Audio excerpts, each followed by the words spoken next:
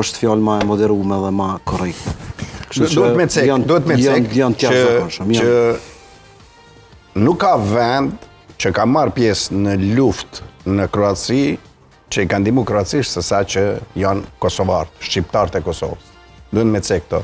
Domethënë diku mbi 3000, muj me gabu në shifër, janë pjesë marrë të luftë afër.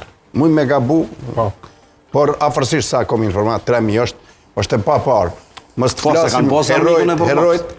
Armikun e përbashkët, Armikun e përbashkët, po lidhjet historike janë, kjo historikisht është kjo lidhje, por deshte me cek se e keni disa luftarë që sot dhe kësaj dite nderohen.